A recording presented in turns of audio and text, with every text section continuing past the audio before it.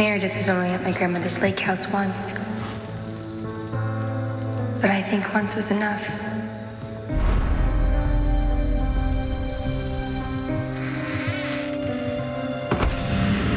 How'd your grandmother know her? She didn't.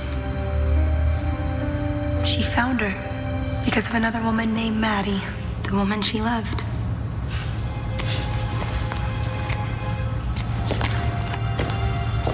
I never met her, but I saw her name everywhere. She used to be part of a yacht racing team. There were plaques and trophies in the lake house from all the regattas she'd won. How'd she die? How's not the story? It's what happened right before. Used to work in San Francisco for IBM.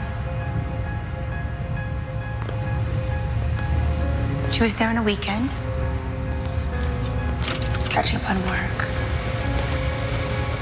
She started hearing this sound, like rain.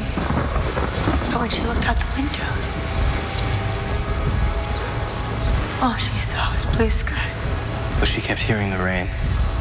And it just kept getting louder. Rain, thunder, cracking, like gunshots in her head. So loud. She finally just screamed. Like a banshee. She called Maddie, who was planning on taking one of the boats out on the lake. Maddie said that the sun was shining there too. So Lorraine didn't say anything.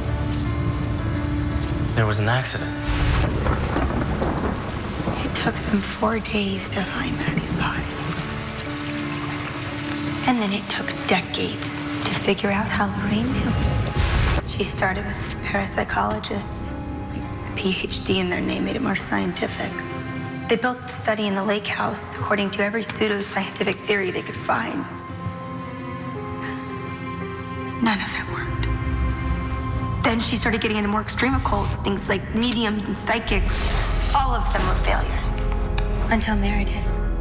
They found her at Icon House. This fragile girl who didn't understand the things she heard. They brought her to the study. And they almost killed her.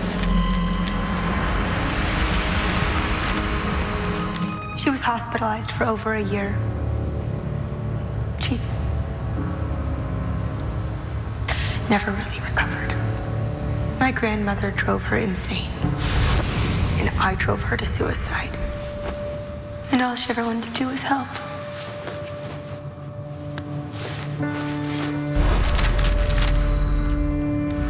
My grandmother created the code for the dead pool.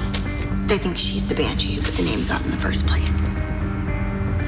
She left me this message in the same code. But she didn't leave a cipher key, did she?